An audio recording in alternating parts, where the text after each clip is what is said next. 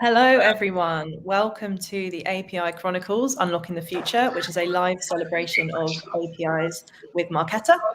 My name is Olivia. I'll be hosting today's live stream. And today we are celebrating females in fintech. So we're discussing how women founders are transforming fintech innovation. So while we have certainly seen progress over the years in gender diversity, females and in particular female founders still have a long way to go until we see that equal representation. Female-founded businesses are still making up between 1% and 2% of global fintech investment. We did creep up to 3% just before the pandemic, and we've seen that unfortunately go down again. So that to me certainly doesn't match the number of women who I see out there founding businesses, looking for funding, and indeed their skills and experience. So today I'm delighted to be joined by three female fintech founders and leaders. So we have Dirta Dai, who is co-founder of Monovate and interim program management director at Paymentology. We have Terry Smith, who is co-founder and CEO at Digisec. And we have Mara Vendrami, who is CEO of My Money. And they'll be discussing their experiences as female founders and leaders, any challenges they faced, and most importantly, the kind of advice they would offer to their fellow females, but also anyone who wants to make a change in the industry. So as this is a live stream, we are taking questions from the audience. So please drop them in the comments section. Please address them to whoever you want to ask or to everyone. And hopefully this is the most you will hear from me throughout the entire stream, so we can get on and listen into the experts now. So the first thing I'm going to do is ask everyone to introduce themselves and tell us a bit about their kind of experience as a founder and their current roles. So Dirta, I'm going to pick on you first because you're in the top right corner and start off. Oh, I think you might be on mute. No, lovely to be here. I am? No, you're fine. Sorry, it's my fault. There's a delay. That's exactly what I asked earlier. Lovely to be here. My name is Dirta. I'm one of the co-founders of Monovate, and as you mentioned, I recently left the business. So Monovate is an European and UK EMI, and I'm contracting at the moment with a lovely partner, Paymentology. So a little bit of a sprung around, but we will come back to the founder experience I had over the last 3 years. So Terry, if I drop down to you because you're right under me. Yeah, hi.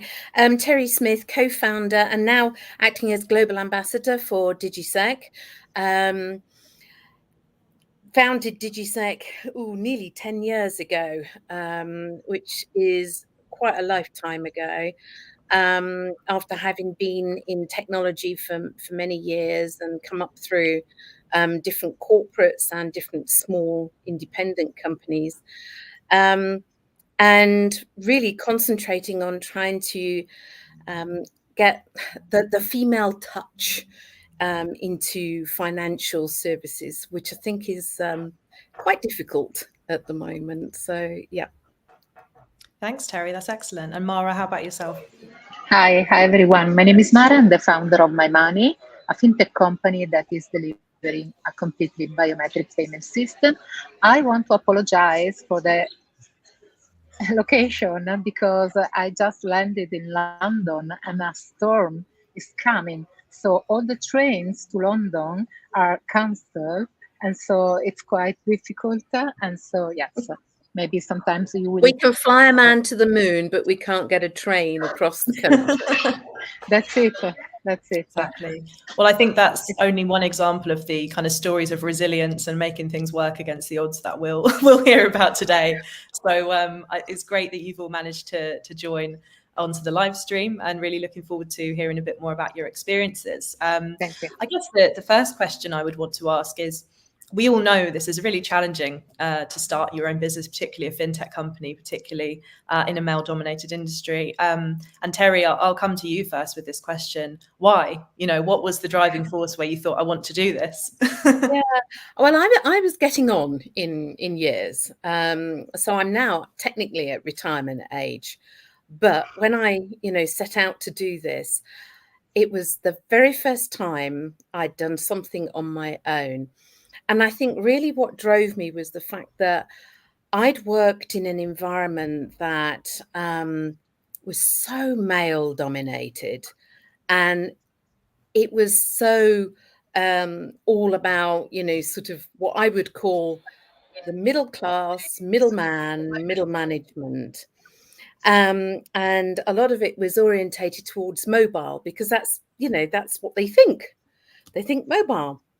And I, on behalf of MasterCard, had developed the concept of what's used for Apple Pay today, and was desperate to move it beyond being mobile, because tokenization can be for anything, everything, anywhere. And I felt like I was, sort of trying to move an immovable machine in many ways. And my daughter, believe it or not, just moving into fintech at the time, and she said to me, "It's now or never, do it." And so that was it. It was very much, okay, do or die.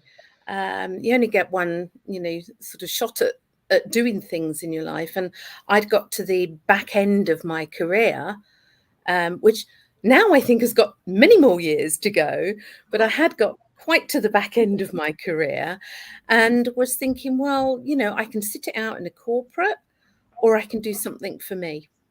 And decided to do something for me for a change. Absolutely. I really love that. That's a really common thing that you hear as well. Is two aspects of what you've said, I suppose, is someone wanting to build something that maybe they weren't able to do within another organization, and also wanting to build a business in a slightly different way to the way things had operated before. So I think those will resonate with a lot of people. Dirta, do those resonate with you in terms of the Monovate story? It does and it doesn't. Twofold. So the lovely Brexit was the source of how Monovate got founded, because we had a very successful business with another issuer and acquirer. And unfortunately, that business couldn't secure the European licenses post-Brexit. And that was the stumbling point where all of the customers needed to find a new home. And the customers didn't really wanted to go that journey, because they were really familiar with the team, they liked the knowledge we had, the very close relationship. And they were actually the ones saying, "Why are you not doing that yourself?" And we're like, well, what do you mean? Because until then, it never came to my mind to set up my own business, because especially in the financial sector, and if you're regulated, you have to have deep pockets. But for some reason, it worked out very well. The timing was right. It was the right team as we started, and we successfully migrated from day one, half of the book, which was brilliant, because whichever fintech has actually generating revenue from day one. The other point where I completely agree with Terry is doing something different, right? We all have worked in different environments, from corporates, from smaller companies, and there's always someone within an organization who dictates how to do things, and you don't like it, and you don't have the influence how to change things. And if you're really passionate, it's really hard to run against that closed door. And I think we did a lot of good headwind with Monovate to change the things, to make them customer friendly. And it's always kind of a platitude, because everyone keeps saying, "Oh, we have the customer in mind." But then if you look underneath, hardly anyone actually has, because it's really hard to make an engine running where all of the teams are singing from the same hymn sheet, and they're having the same interest in mind. As I said, yes and no, Terry, but I love your story. It's brilliant. Yeah. Well, I think, sort of, I'm fighting a battle. I'm trying to combine technology with fashion, and and finance. So it's many different angles, and the people who run the finance organizations don't think of fashion. They have no capacity for fashion. And so it has been, in my experience, one of the hardest uphill battles of my life, to really try and say to the people who run banks, basically, that actually there are many thousands, millions of people out there who want to do it differently. Who are you to tell them that they don't want to? And I equate it a bit like a smartphone. You didn't know you wanted a smartphone until you had one. You didn't know you needed email until you got it. And so this is the the context of the battle that I, sort of constantly fight. I think with chicken. email, some of us wish we didn't have it, but there we go. Always that. And I must Very- admit, with wearables, sometimes I think, oh God, if I didn't have on me, I wouldn't have bought that. Well, I did just want to pick up on that point, actually, because I think you talk about fashion. And I wanted to ask, it's not just female customers that you have, though, is it? You're serving a really wide market there, actually, as well. Yeah. And part of the market is actually the disabled market. And that's something that I think in finance, and especially in the larger banking sector, they find that very, very hard to understand what that means. When we were doing trials, we had one old lady, she was 95 years old, and she was partially blind.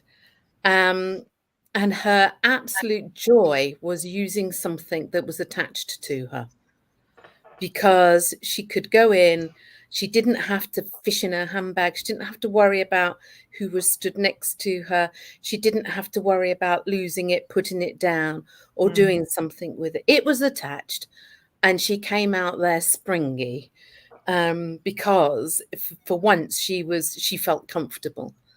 Exactly. And I think that it's trying to get that sort of mindset going in the general banking environment. I think fintech see it, because I think there is a much wider audience actually working within the fintech environment. And I think they see it, but standard bankers don't. Absolutely. And I'll talk a bit more about the kind of products that come about a bit later on as well. And Mara, I just want to come to you as well. So what was your story as a founder? Were you frustrated by the way things were being done and wanted to do things differently? I mean, I started this company because I really love my smartphone. I depend on it, really. My entire life is inside my smartphone. But then eventually, when it is out of battery, you don't have anything. So I was struggling. It's a wearable. Yeah, I know, it's super nice, really, and super smart. But then I was thinking, what if I can do it without anything at all? I mean, I have myself. I'm unique. My fingerprint is unique. My palm vein is unique. My voice, my iris, my face. So, what's the problem? I can do it without anything. And so I did it. That's why I started my company.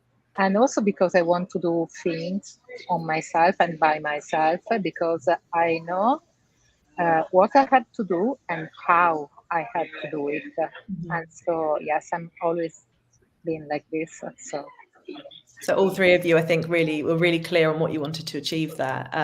Mara, I want to stay with you for the next question, which is around, I guess, the big challenges that you face. There'll be challenges that you've all faced, as founders in general, as all founders do, and then particularly maybe as female founders.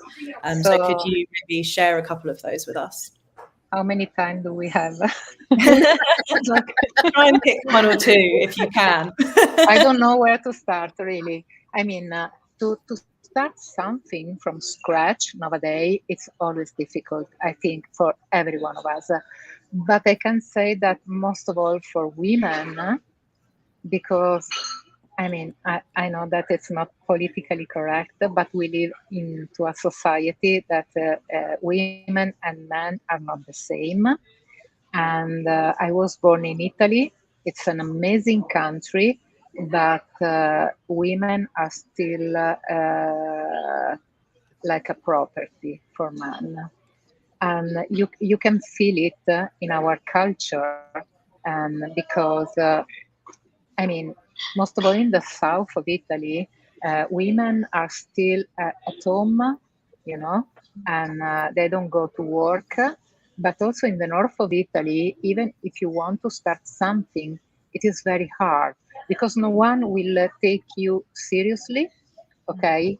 And there will be always the discrimination also if you are a beautiful girl, if you are not, if you are nice, if you're not. So it's unbelievable, really unbearable.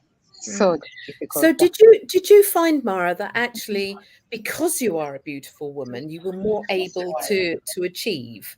Because that has been my perception on some of the environments. But I don't know whether or not it's my perception or if it's sort of based on any fact at all. I think that unfortunately it is the opposite.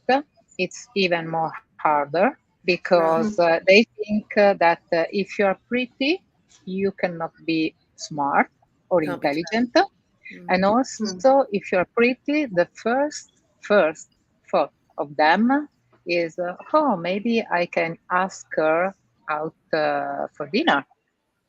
And if the answer is no, thank you, I don't care about having dinner with you because I'm here only because I want to make my job and I want to build my company, eventually they become also mean. I'm not joking, really, because they don't care. You are a number for them. I mean, if it's not you, it will be the next one. Yeah. So please. Do you have that experience just in Italy, or do you have that in the UK as well and in other countries? No, all around the world is the same. Maybe in some countries it is worse, in some it is better, but it's more or less the same. Yes. I think that it's something that it is in our nature because, it was yesterday that we were inside the forest, okay, hunting for something to eat. And so, yes, it is in our DNA.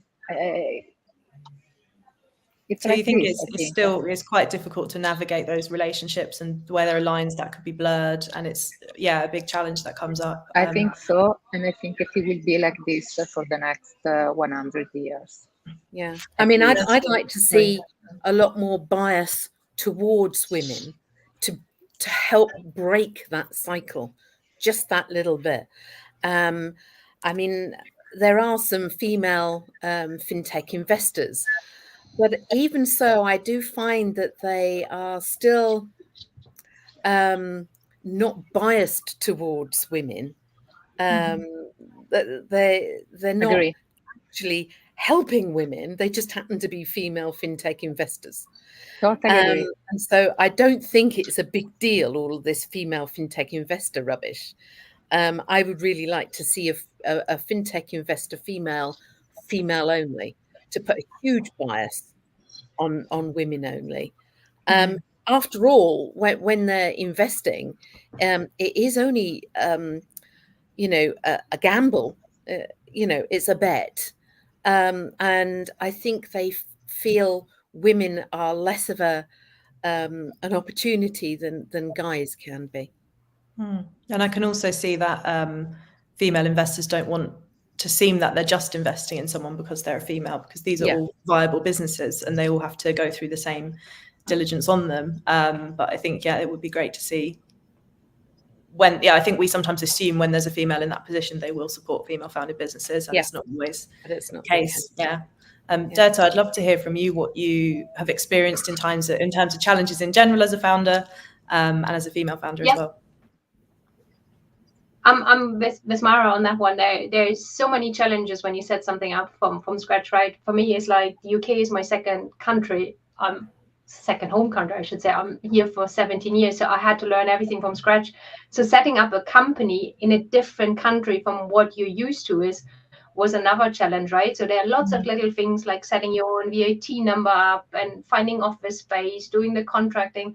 But the really hardest one for me, and I think that's probably for most women, is how you combine your family, because we're all in that part of life where we have young children. How do you balance working and young children? Because the majority of the work, and I have a brilliant husband and we split everything 50-50, but especially in the early years, the kids rely more on you. They want the mom to be around, and there were times where I'm physically in the room, but mentally I'm miles away. And it starts from having discussions and I'm just on my phone, and it's like finding that balance right is very hard. from a working environment anyway, but if you have your own business, you are 150% involved in that one, right? Because you want to be succeeding, you want to make sure all the people they're relying on you, they have a salary paid tomorrow. So that is still the hardest challenge. It's getting easier the older the family gets. It might be also it's me getting older and wiser and putting a line in the sand and saying, okay, I'm not doing all of that, because at the end of the day, no one dies if I'm not replying to X, Y, and Z. Even hell breaks through, but it can wait. 90% of the cases can literally wait till tomorrow. It's just how we manage it as women, because I'm quite solutionizing. So I always want to fix everything at any given time, which sometimes doesn't really help. So yeah, I think that's the biggest challenge I think women still face in the work environment. And especially when you go out on maternity leave, you have a career break. Then you come back and you're not seen as career worthy because you have that reliability with young children. So you can't step up on the career ladder that quickly. So that's tough. And I don't know if society will change that. I mean, yes, you have paternity leave now, but there's still the salary gap, right? That the main breadwinner in the majority of cases is still the man. So who stays at home? It will be the woman on the end. So I mean, I wasn't. I can't wait. Yeah, I didn't have that problem because of the period in my life, but I saw that through my daughter. My daughter now has, well, I've got an 9-year-old grandchild and a 4-year-old grandchild from her. And when she had to go on to, you know, sort of maternity, it was nigh on impossible getting back into work because things move on. And so when she was sort of going back in and trying to get back in, there was this, well, you haven't done it for, you know, 2 years. And it was like, duh, you know, I hadn't done it when I was 18, but I was capable then, you know. And so I think there's this perception that, you know, you lose brain cells when you've got children. And I think that's something we've got to drastically change, because I think actually young women with children are probably more elevated to do something and more motivated because they've got a lot more at stake, and they have a lot more to prove. And what I find, you get more organized. Yeah. I was going to add that that's something I hear a lot from women who have children. I don't have children myself yet, but you know, suddenly it's okay, I have got this many hours in the day because I want to go and spend time with my children, or because I have these other responsibilities that I need to do. So they have to really get those things done in the day. Mara, what have you found? Have you found any of those challenges? And also, I guess, in starting a company, did you think about those things that you wanted to do differently? No, because I had a different journey in my life, because I got divorced when my daughter was very young. She was 3 months old.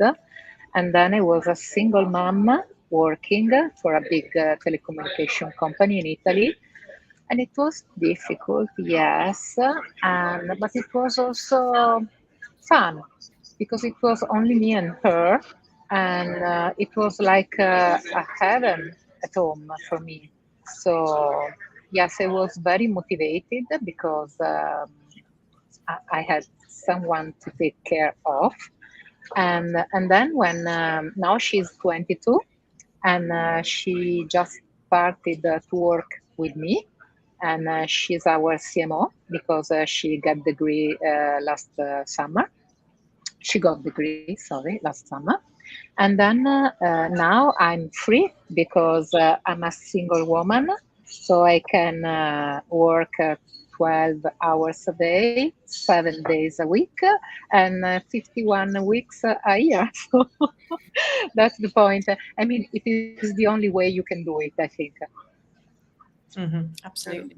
And I think this could be a really good trend, women getting their daughters employed with them and working with them. I mean, I did, and now, you know, sort of my daughter is back out looking again.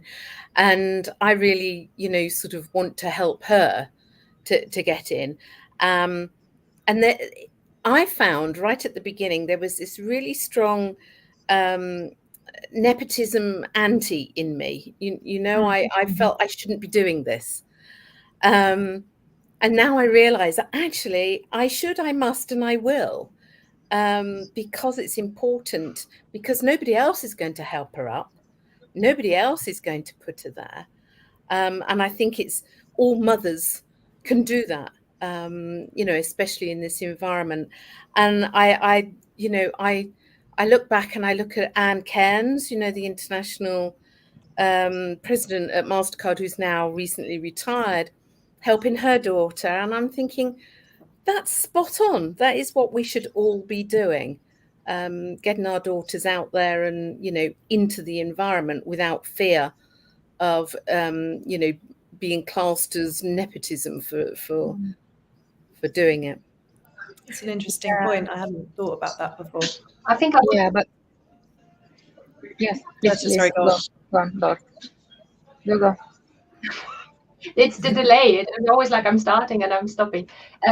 I would even go further than that. I wouldn't just do put a circle around my daughters. I would, anyone who wants help, I'm always there to help. And I love the fact that women can do anything and everything. I always find our society, especially in Western society, is girls pink, you do marketing, you do pretty stuff, and boys do boy stuff, doing technology and everything. My husband is a computer scientist. He teaches the kids to code. They love it. They don't have that differentiation. If they get exposed to it, they will love it, and they can experience everything. And I want to give them the whole opportunity. Whatever they want to do, they're there. If it's me, the family, friends, to experience that. But yeah, I would like to see more women in other roles than these gender classy roles. Yeah, I don't like it. I always thought I'm not good in technology, but I never had been given the chance to even explore it, because you were put in a bucket and you were swimming with it until it was too late. So yeah, I mean, I was very fortunate. I come from a tech background. And I had a father he was a robot designer, and brilliant. my older brother didn't have the slightest interest in technology. So I was the one poring over the floor over these blueprints with my dad, and that gave me this desire to want to be in tech. Yeah. And so I had to put myself there, and I was the only woman in tech for years and years and years. I started in 76. And I met my best friend in tech. And, we were like kindred spirits because we'd fought our way through to where we'd fought our way. I just feel that each of us have got a capability. I can't market for toffee. I think that's an art and a science that I will never understand. But I think that some guys are absolutely superb at it. And I would like to see, as you said, Durta, a lot more of a mix, a lot less of channeling girls down one route, like the soft subjects, and boys down another route. And that, to me, starts right back in the beginning. Mums not giving their girls dolls, but giving them cars to play with. What impact, I'll throw this out to everyone, I'm sure you've got some views on this. What impact do you think that has on today's sort of fintech landscape, that we don't have maybe all the best people in these roles because they've never tried them out? I know that we've got skill shortages and things like that at the moment. Terry, I'll stay with you on that one, but anyone welcome to chip in. Do you think that is contributing to that lack of skills, or that we could be in a much stronger place if we encourage it? I think so, yeah, because I think that if you look at the mix that's within the organizations, and if you would say it's predominantly male, and predominantly male means they're the ones who are coming up with the product ideas. How can they come up with product ideas that suit a predominantly female environment? I mean, it doesn't make sense to me that they can, unless they've got some really good influence in their background from, you know, somebody else. So I would like to see a much wider mix within both technology and marketing and HR across the board of the different genders, the different ages, the different nationalities, so that we can all learn from each other. And it's, I mean, you look at the world today, it's so flipping scary that we are a big but one small world, and we can't seem to get along. But there you go. It's just not mixing. It's just keeping things to themselves. Mara, do you see an impact that, you know, could be had if we could get more gender balance across different roles? Do you think that would benefit the sector? Yeah, I mean, I do hope so. I think so, but it seems not to be fair to say it, because we are for women now, so we are talking between women. And but I think, yes, so that with more women at the power, it will be a better world. I mean, this is my and I mean, I'm like you, Mara. I don't want to man bash, because that's really not what we're here to do. But what we're here to explore is really, if we opened it up and mixed a little bit more, then we'd understand each other a bit more. And therefore we'd be able to share more about what they think and more about how we think. Because, you know, as you say, Mara, we're 4 women here, and we could, you know, hopefully, you know, we could go rule the world if we wanted to, but that's not what it's about. It's about having a equality and a 50-50 to try and come together. Dirta, do you see that as well in the product? Sorry, Mara. It is the same when no, it comes 100% it's spot on. But I might. We're really making our way through with the technology. Dirta, carry on. Mara, I must say, I've met so many brilliant men in different roles. So they're not just a stereotype out there, male, white dominated in the 40s, 50s, a certain dress code and certain attitude. There are a lot of brilliant men out there. They're supporting women. They have good relationships, because how they treat women in business is the same way how they treat their wives and their daughters at home. So I still have hope that the society will change, but it is to us, right? How we raise our kids, how do our kids later raise their own kids? It's like, it's a learned behavior, and it will take some time.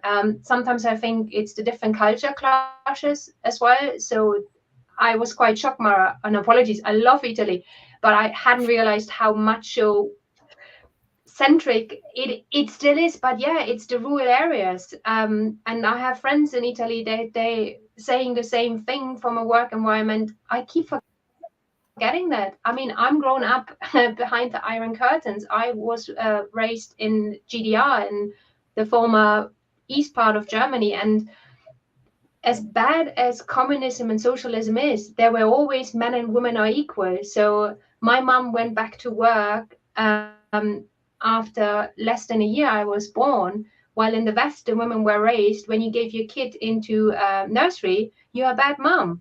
So we already in Germany had completely different culture clashes. So as Germany came back together, I had friends from the West, they couldn't understand that my mom would give me into childcare. Why wouldn't she be there? Because she would be a bad mom. And it's like, wow, I never even thought about it, because it's different perspective, right? So by as long as you open eyes and you see there might be a problem and you help to solve it, I think that's all we can just do. If everyone does their little bit, then we'll come together. Yeah, I mean, I think I was sort of like a victim of discrimination from my own mum. because she couldn't Wow. understand why after 3 months I was going back to work and employing somebody to look after my children. She could not relate to that. I mean, today she'd be 90 years old, so a completely different generation. And I hope that as generation from generation, we're getting better at understanding that there is no one singular role for a female or a male within a partnership. It has to be 50-50 down the line. And I have to laugh that some of my women friends will say, I had to thank my husband for doing something. You go, why? Babysitting. Automatic. Shouldn't he have done that anyway? This guy? Yeah, you get that. And I think that is a the good problem point quite around... often we have. Go on. It is literally my delay again. It's what I find, women can be just very judgmental, and it's as you said, right? It's your choice. If you want to go back to work, who I am to judge you? It's like, if you're happy with it, your environment is happy with it, it's fine. It's about accepting, and that's not just women and men. It's everyone, right? In any kind of environment. So we all just need to take a step back and relax a bit, right? Because my priorities and my goals are not your goals, but we still can be happy people and coexist. So respect for doing that. I had to give my kids back after 12 months because I had enough. I enjoyed the first year, but for me, it was the point where I wanted to use my brain again. It's amazing the first year how much is changing, but I had enough of the diaper and baby toddler talks, and I admired the women that had that passion to stay at home and do all of this stuff with the kids. I was like, I don't think my daughter will benefit from me staying at home because I'm bored, so she will be not happy. So the best for us is we are both in environment, we're both flourishing. So when we see each other, we get the best out of both, right? So exactly, yeah. And I always say, happy mom is a happy child, right? Because if I'm not functioning, they can't function. So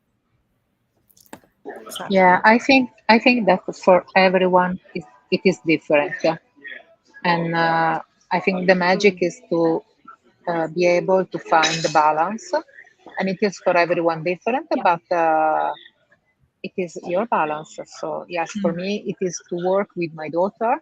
Maybe for someone else it is to go away from child because they cannot be all the day together. But the important thing is to find the perfect balance and happiness also doing what you are doing. Because I discovered later, but I discovered it, that you need to love your job. Yes. It is so important. Yes, because if you really love what you're doing, there is no, I mean, there is no weekend, there is no vacation, there is nothing. It's not important because you love so much what you're doing that it's okay to work always, all the time, because it is not work. It is that you're doing something that you really love to do. So, yeah, this is my point of view. Absolutely. I think it's a really good point around different cultures as well that you've all mentioned in choices, because it's very easy to say, oh, this works for our family, or this works for our organization, or even this works in our country or region or whatever it is. But we're a very big industry, and we are all, tech companies by their nature are globally facing. So if we're going to be able to grow the way we want to, we need to understand different people's attitudes and choices as well. I want to move on to kind of a positive note, I guess, and a little bit of advice, hopefully, for those who are listening in. Dirta, I'll come to you first with this question.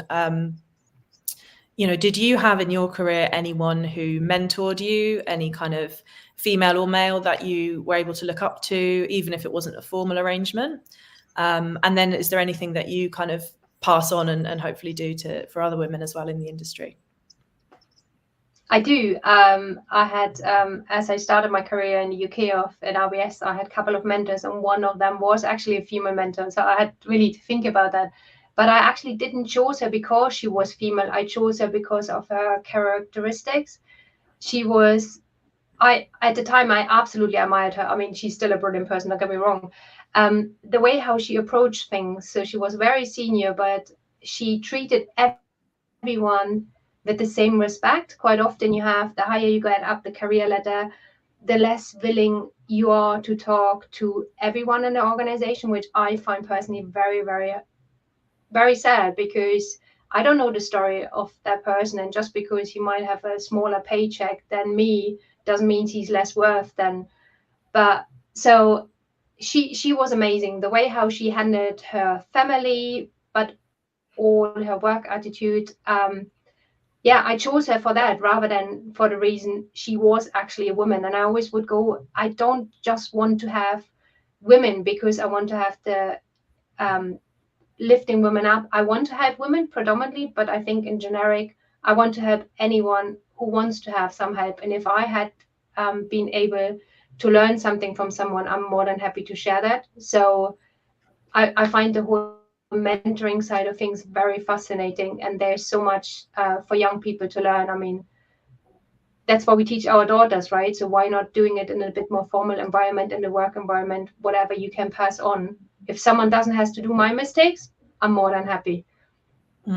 Absolutely. Terry, does anyone stick out in your mind from your career, perhaps at the beginning, who I think right at the beginning, yeah, very, very much so. Right at the beginning, I was the only girl. It was quite a weird position to be in, but he really helped me to realize that gender wasn't part of the equation. So if he didn't think about it, I didn't think about it, my colleagues didn't think about it. And so it just was neutralized, completely neutralized. And he allowed me to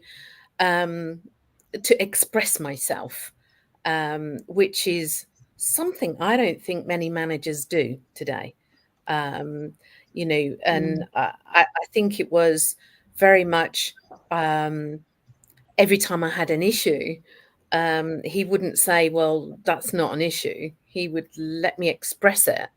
And then he would wind me back and say, right, now, why do you believe it's an issue? Yeah, so he was very good at that. So he had extremely good people skills. And I did actually come across in the same environment somebody who was absolutely so anti-women that I couldn't connect, or I couldn't even put it into context. I didn't understand it because I'd not been in that environment. This boss was like completely gender neutral. And then this guy comes in and he's so anti-women. Well, he lasted 6 months. And that was because my boss recognized that he was not part of a team of mixed gender, mixed race. And that to me was one of the best starts. And that's really important, because in your first job, if you'd had the other person maybe who you were working for, you might have thought, okay, this is just what it's like having a job. This is what the work environment is. And you actually were able to see that treatment wasn't normal, you know, and you had that support from day one. That was brilliant. And Mara, how about yourself? Does anyone stand out in your career who has helped you and supported you, and why? Not really, because I'm the founder, and so it was all of me. But I have to say that in my life, my mom has been my role model, but because she's very resilient, and she's a hard worker, and so yes, she has always been my model, and also my daughter.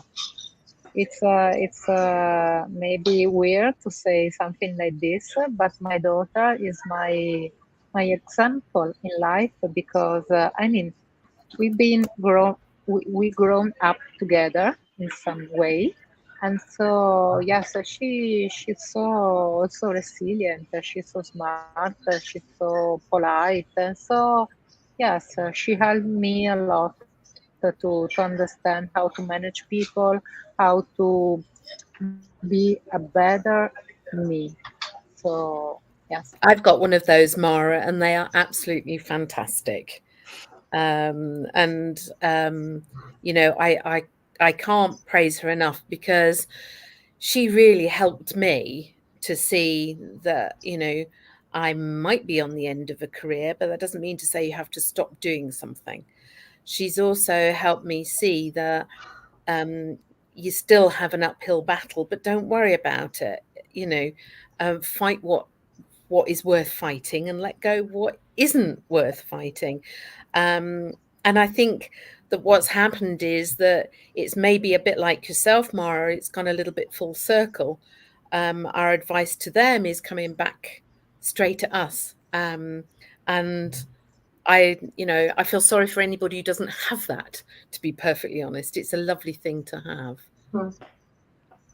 Absolutely. I think yeah, another thing I wanted to touch on here, and I would also add to that, I do have, I've been reflecting recently, I have people that I consider mentors. I don't think they realize they're my mentor. And, you know, they're people that when I'm interacting with them, I think, oh, I really like the way they deal with this, you know, and it's not anything formal. It's not someone who sits me down and talks about what I should do with my life, but it's just people that you take that advice from, and reflect on. I wanted to talk a little bit towards the end of the session, and if anyone has questions, please do send them in as well. We're in a really challenging environment economically right now, for fintechs. We've all seen lots of layoffs happening. The funding environment has become really, really challenging. My sort of living room seems to have turned into a bit of a recruitment office, with people sort of texting and ringing and, you know, trying to find an opportunity. So what I would ask, and I'll start with you on this, Dirta, do you see that impact? Do you find that, you know, maybe females are more impacted by that? And in general, how would you recommend that we all build, hopefully, resilience into our careers and respond to this difficult environment? I think it's like in any environment, right? If there are challenges, the winners is just the one person that stood up one more time, because what you don't see is the amount of times we failed before we got where we are now. And that's building up the resilience, as you said. And it's really interesting what Terry and Mara said about their daughters. It's a testimonial how you raise your daughters, and mine are slightly younger than yours, but I can see what I'm teaching them fires back to me. So it's like the advice I'm giving her, I'm giving back, because sometimes you're good to give that advice, but you're not good in listening to yourself, right? And it's funny, but it's resilience. I mean, times, they go in waves. You will have a credit crunch, you will have another one. You need to find a way around it, and that's specific in the fintech or in the startup sector.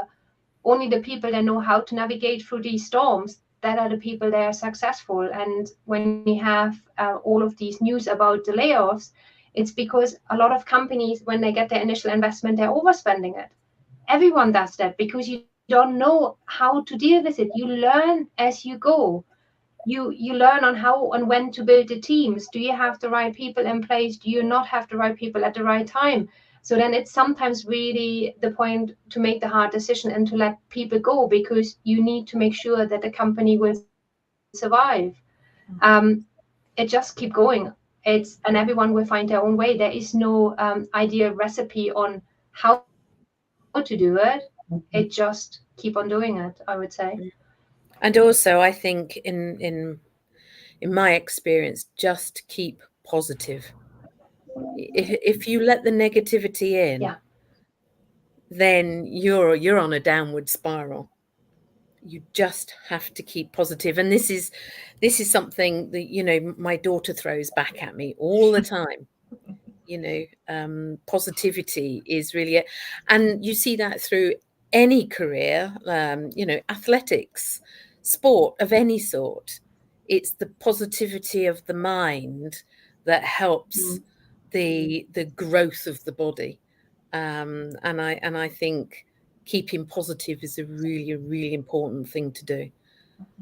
Yeah. Well, I mean, one of my board members has said to me, I've never known anybody who can sort of stay so positive in the face of such adversity sometimes.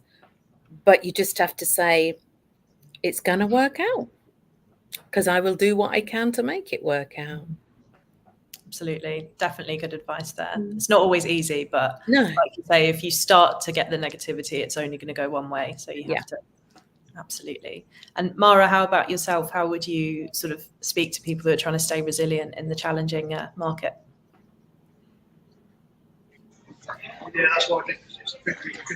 Yes, it's not so easy, but it is amazing. So yes, I think that it is a journey that if you start to doing it, it is impossible to stop yourself because it's so so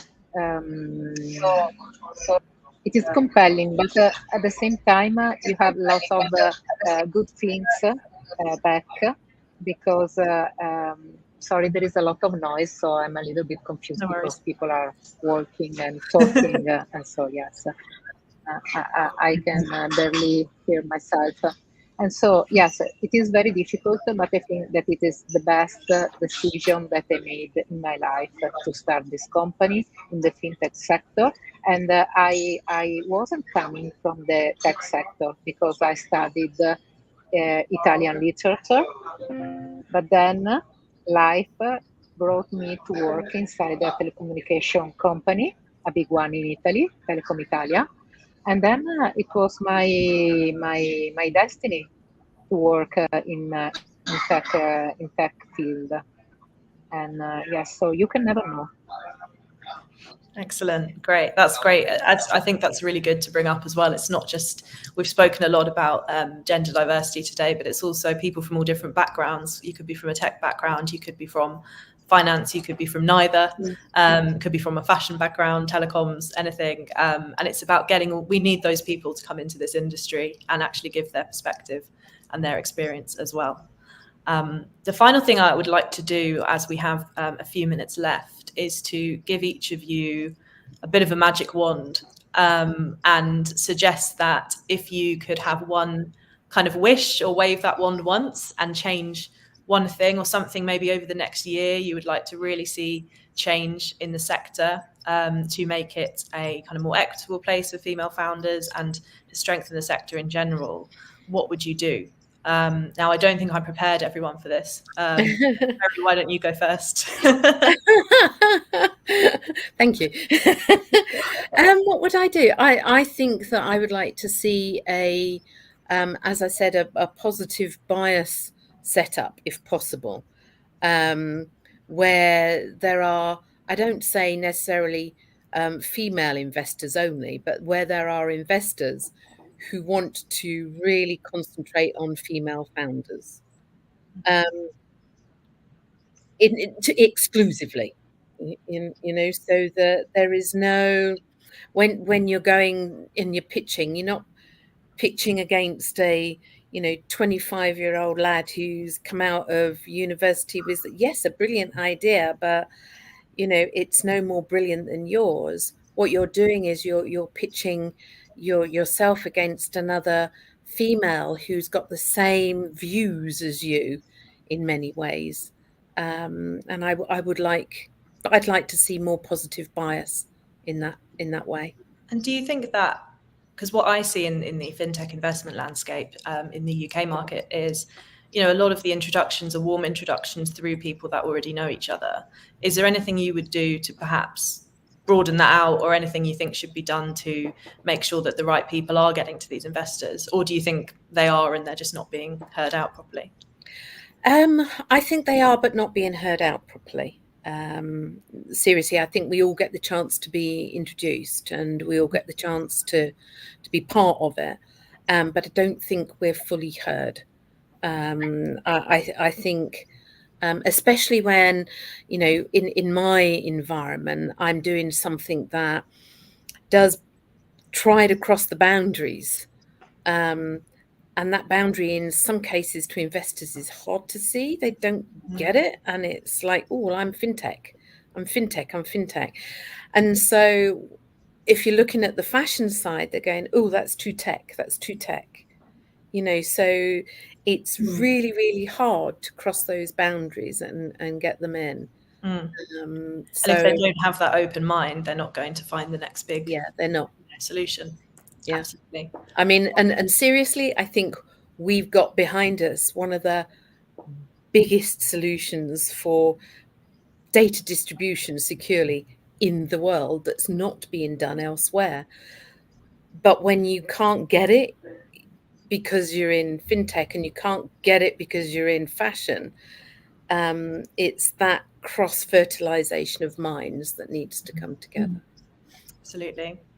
Dirta, what about you? Have you figured out what your one wish would be for the industry? I think I will go a step further to erase all bias, because if there's no bias, gender, race, sectors, then you don't have to have the bias to push someone to be on the same level as someone else. I mean, it's a massive wish, right? And we will never get it. But I always believe it doesn't matter if it's a man or woman. If the idea is brilliant, then that is the idea that should win, and that idea should get the funding. If you could leave your gender at the door and will be equally judged by the idea, that will be fantastic. Yeah, I mean, I'd like to see that, but I find it's not something that we're able to do at the moment. Maybe that can be the 5 year. But that was my magic wand, Terry. Hand it over then. Absolutely. Mara, finally, I'll come to you. What would you like to kind of see change in the industry for female founders? I totally agree with Terry and Dorothy, because yes, this is the real point. And without bias, we will be able to do what we need to do. But it will not happen in the next future. I mean, it will take some time. Absolutely. So I think that's pretty much all we have time for now. I'll just go around quickly and see if anyone has a final word on, particularly anyone who's listened to this and maybe they're working in a company now, they have an idea, they're really wanting to get started on a business, but they've also heard about the challenges and are thinking, oh, that sounds like a lot. What would be kind of a really small one snippet of advice that maybe you wish you'd heard or that you would give to them? Dirta, what would you say? So I met at the FinTech Week a fantastic lady called Eva, and she's heading up the FinTech division in the University of London. I had no clue that you can study FinTech. I mean, it's like if someone would have told me that 20 years ago as I went to uni, brilliant. You can learn everything from setting up your own company, how come up with idea, how you take it to the next level, how you develop. Fantastic. So if any young people out there, I would just check that one out, because it's two things. You can learn it, or you're doing it on a job and learn on a job, but it's much harder to learn on the job. So if you don't know what you want to study, then that might be a really nice idea to start. Absolutely. Would love to see more people studying fintech. I actually took part in the Fintech Awards Wales a few months ago now, and there are quite a lot of courses in Wales, in Welsh universities now, that are covering the fintech space. And one thing I noticed about them, and I'm sure that other universities are the same, very connected to industry. So very much about what skills does the industry need and how can you go about those. So I think those are really key. Terry, what would be your one piece of advice? Oh, you are on mute there. I don't know whether. Yeah, I was just taking don't take no for an answer. Absolutely. Short and sweet, and in line with the positivity as well. Got to keep going. Excellent. And Mara, finally, if you were to give advice, what would you say? I would say yes to also at the Westminster University, they are connecting students with fintech companies in order to make them understand better how does it work and how does it mean to start a tech company, a fintech company. And so, yes, I think that in the near future, it will be this maybe the secret sauce to start from them and to help them to enter the fintech world and the tech world in general, and because it is not easy initially, but we can do it also through universities. Excellent. And Thank you so I much. would add one more thing, actually, Olivia. I think I would have liked to have been more educated and had more understanding of really business share capital, how it works, venture capital. Yeah.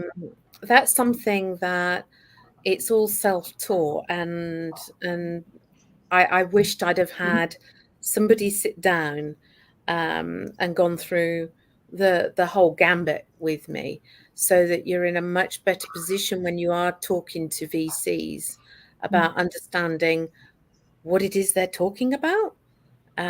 Because none of us have come from an environment of fully understanding it. And yes, there are, degrees that you can take, but that's completely at odds with a degree in fintech, or working in fintech.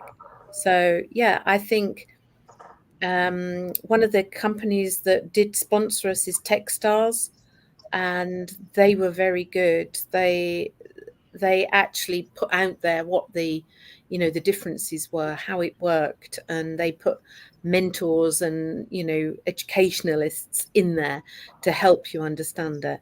And I think everybody should have that.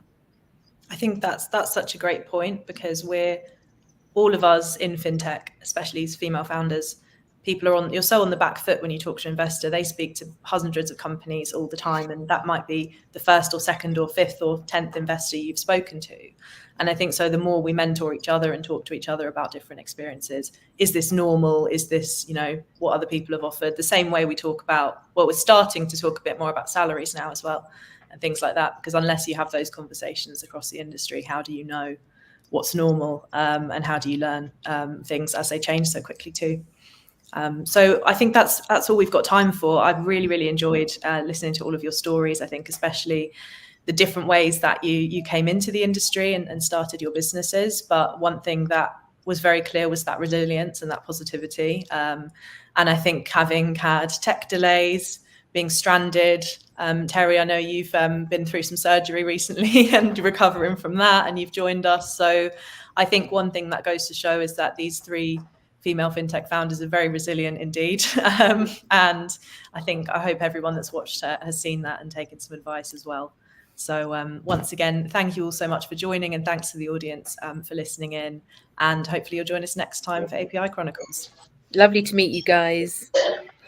Hi, everyone. Thank you. Bye. Thank you, all of Thank you. you. It has been a pleasure.